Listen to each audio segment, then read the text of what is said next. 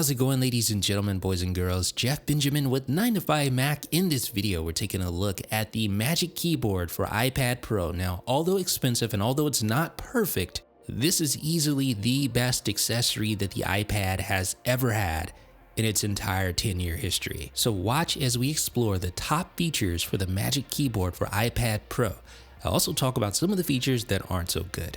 Check it out right now. Thanks for watching 9 to 5 Mac. Be sure to thumbs up, click the subscribe button, and then enable notifications with the bell icon so you won't miss any upcoming videos. So what is up, ladies and gentlemen, boys and girls? I am excited because this product right here is a game changer. This is the Magic Keyboard for the iPad Pro. Here it is in the flesh. Now this is the 11-inch model because I use an 11-inch iPad Pro on a regular basis. And you know, it's $299 versus $349 for the 12.9-inch Magic Keyboard. So this is an expensive product, no doubt about it. I mean, we're talking a huge chunk of the cost of an iPad Pro in and of itself, just with this Magic Keyboard. So inside the box, you'll find the Designed by Apple in California packet, not a big surprise there. So inside this packet, you'll find the Getting Started guide. You'll also find some regulatory and warranty information. So here is the regulatory info. Here's the warranty info. Neither one of those is fun to read. All right, so let's get to our Getting Started guide. Here inside basically just tells you how to mount your iPad Pro to the Magic Keyboard and also how to adjust the viewing angle and how to charge using pass-through charging. Okay, so let's talk about some of the top features. Let's start with build quality because this thing is built very well. It's not perfect. We're going to talk about some things I don't like about the build a little bit later, but just holding this in the hand with the iPad Pro inside, it's a very weighty apparatus. It doesn't feel cheap at all, and it definitely feels heavier than just the iPad Pro by itself, obviously, right? On the outside, you get the polyurethane finish, just like you have with the normal smart keyboard. And then you have this metal hinge that spans the spine of the Magic Keyboard for iPad Pro, and that is very weighty as well. Just the entire base, like the keyboard area, has a lot of weight to it, and that makes sense given that you have the iPad Pro mounted on top, so it's going to be very top heavy, so it needs to be able to hold that iPad Pro without tipping over. And that primary hinge plays a big role in that. We'll talk about that a little bit more in depth as well. The cover, like I said, polyurethane, not a fan of the polyurethane. That's actually one of the things I don't like about this case. We'll talk about that a little bit later in my complaint section. But as you can see, compared to the smart keyboard, this is a higher quality design product, and it should be given the price, and more specifically, given how it'll be used. Even like the hinge area, you can tell there's just like a flap of polyurethane on the smart keyboard versus the metal hinge. So let's talk about perhaps the most important design element of the Magic Keyboard for iPad Pro, and that is the magnets that go all the way around the perimeter of the back cover. So you can see how this little guy is just sticking there because there's magnets that go all the way around the exterior of that cover, and that allows the iPad Pro to stick like glue. And it's so simple. You just stick it close to it, it attaches and it aligns perfectly, and there you go. You get this magnetic connection that is super solid. It's not going nowhere, anywhere. Hi, Mom. But what really makes this whole idea so great is that you can easily attach and detach your iPad Pro whenever. There's not some fidgety process or a lot of hoops you have to jump through to connect or disconnect. You just pull your iPad away and you're ready to use it in tablet mode.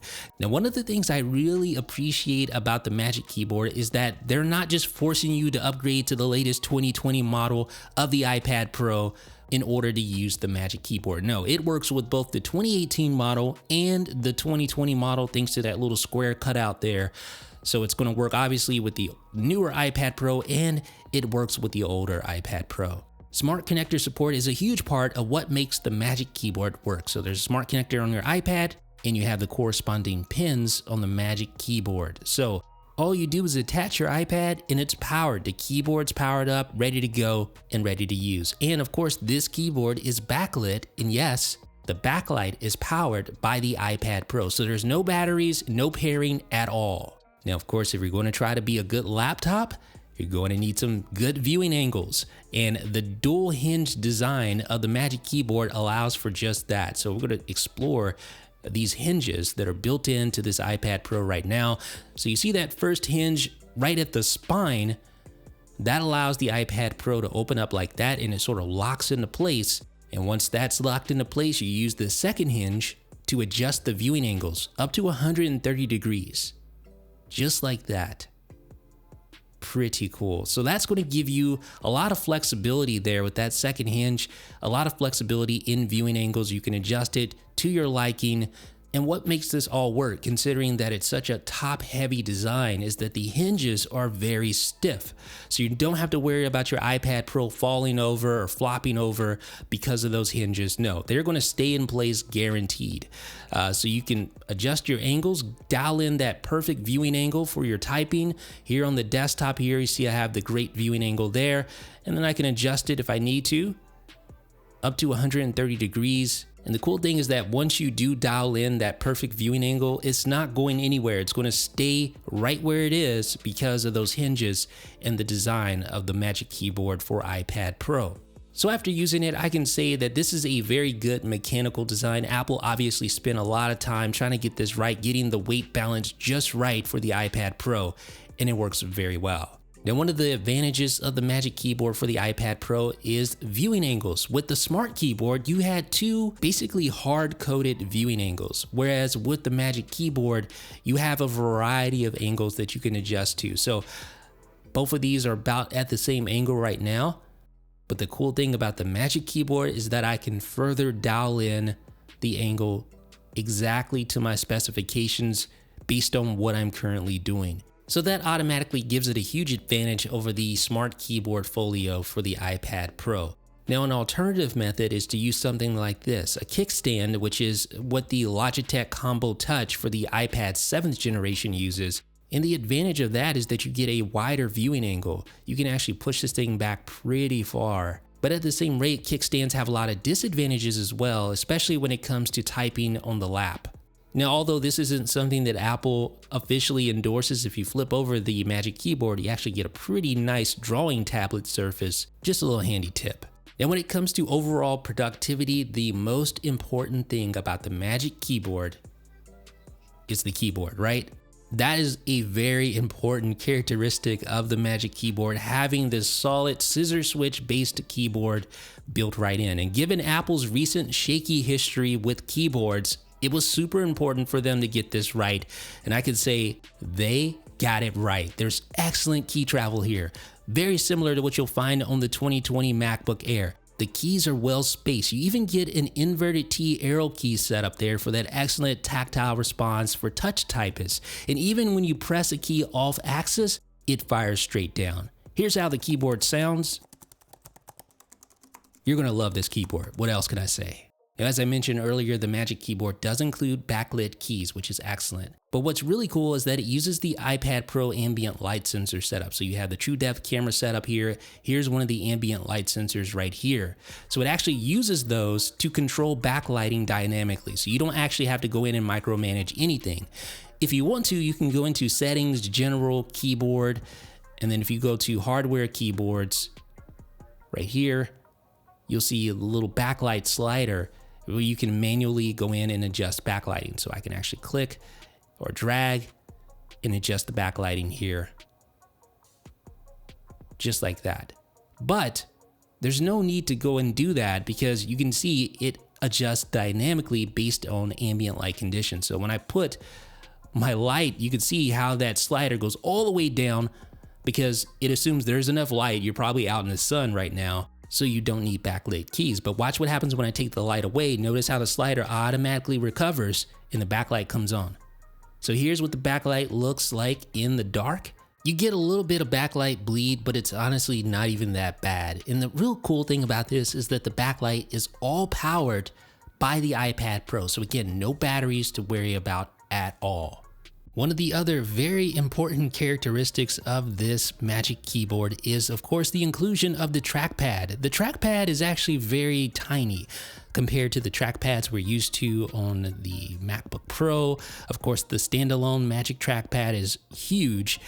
So it's going to take a little bit of getting used to work within the limitations of this smaller trackpad here on the Magic Keyboard. Notice the 2020 MacBook Air and its trackpad compared to the trackpad on the Magic Keyboard for the iPad Pro. But despite the size differences, it actually works really well within iPadOS. Of course, iPadOS 13.4 brought mouse and trackpad support to the iPad for the first time, and the Magic Keyboard is a great way to control your iPad using the cursor. Now what's interesting is that this is not a solid state trackpad. This is a mechanical trackpad that actually moves when you click down. The good news is that Apple is not using a diving board mechanism, so you can click anywhere on this trackpad and your click will register. So that's a very good thing. If you've used diving board style trackpads before, you know that the top portion of the trackpad is basically useless. Not so with the Magic Keyboard. Now, given its small size, I highly recommend going into the trackpad settings and setting tracking to fastest. That way you can move your cursor across the screen with one swipe and work within the limitations of that small trackpad area. But also, there's multi-touch gesture support built right into the trackpad, and that allows you to fully control your iPad with just the trackpad. That is excellent. Now here's how it sounds when you click. Kind of loud, but you know, I can live with that. Now here's the $300 question. How does the Magic Keyboard perform when using it like a traditional laptop on the lap? Let's find out. So just open it up like that. Good so far. Angle it all the way back. Now it's not as sure-footed as your typical laptop, which isn't nearly as top-heavy as this device right here.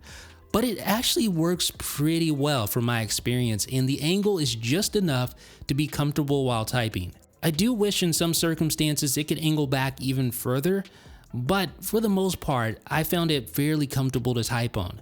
One thing you definitely want to make sure is that the base keyboard portion is flat against your legs. If you try to hold it like this, it's going to wobble quite a bit and it's going to be unstable. Of course, you can just rest your hands on the keys and keep it stable that way. But you definitely are going to want to keep your legs positioned so that the base of the keyboard rests flat against your legs. Now up until this point, I've sort of waxed poetic about the Magic Keyboard. It is by far, to me, the best iPad accessory ever. That being said, there are some definite issues that I take with this keyboard. Number one, the price. $300 for the 11-inch version, $350 for the 12.9-inch version. This thing is not cheap. So you really need to think about how you actually use your iPad. Will you really benefit from the Magic Keyboard? That's something you're going to have to decide. Now here's probably one of my biggest beefs with the Magic Keyboard. It is so easy to adjust the angles, but it is so awkward to open. There's no little indentation like you have on a laptop, and because it's so top heavy and because that hinge is so rigid, you have to use two hands to get it open. And even then, it's like a little bit of a struggle. You kind of have to sort of like pry apart the iPad in order to have enough daylight to reach your finger in there and to get it open. It's super annoying actually. And coming from a laptop, it's just like, really? Apple couldn't have thought of a better way to get this thing open? It just doesn't seem very Apple-like. It seems like you're just fighting with the thing to get it open. Now, once you get it open, it's great, but I just feel like it could have been a little more elegant in this regard. Now here's something I hate about the Magic Keyboard. That polyurethane on the outside is not very good. I mean, just let's be honest. I would have preferred even if they would have went the canvas route like here on this Logitech keyboard. The thing about the polyurethane is that it is easily smudged, easily marred, and if you actually put your iPad to use while it's inside this case, it won't take long before it starts looking pretty horrific. I mean, this thing is just ugly on the outside, and it doesn't feel that good either. It develops a weird patina sheen after time. Apple, you could have done better for $300. I'm sorry. Apple also includes a USB-C port built right into the spine area of the Magic Keyboard, which sounds like awesome on the surface, right? Being able to pass through charge your iPad Pro and saving the USB-C port on the iPad Pro for other things, or just not using it at all and exclusively using the little USB-C port in the spine.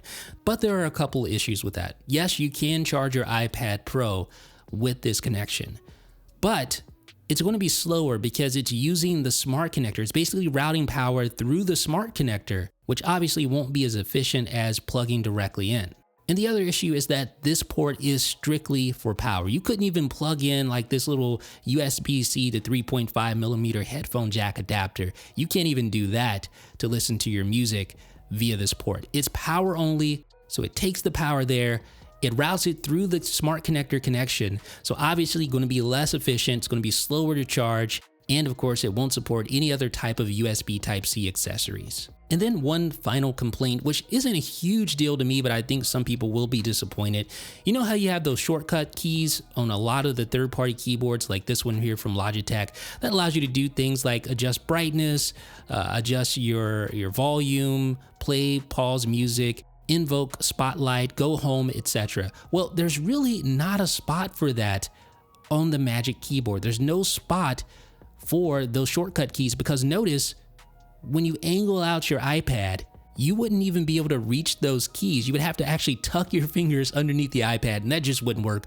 Plus, Apple has never included shortcut keys on their iPad keyboards to begin with. So the Magic Keyboard, it isn't cheap, it's very expensive. It's not perfect, but it is perhaps the perfect accessory for the iPad, and it basically transforms your iPad into a laptop. A flexible laptop that can quickly switch between tablet mode and laptop mode just by adding or removing your iPad. That's the great thing about this. You're not locked down to one methodology. There's not a lot of finagling trying to get it connected. It's simply add it, remove it. You do what's best for you depending on your situation.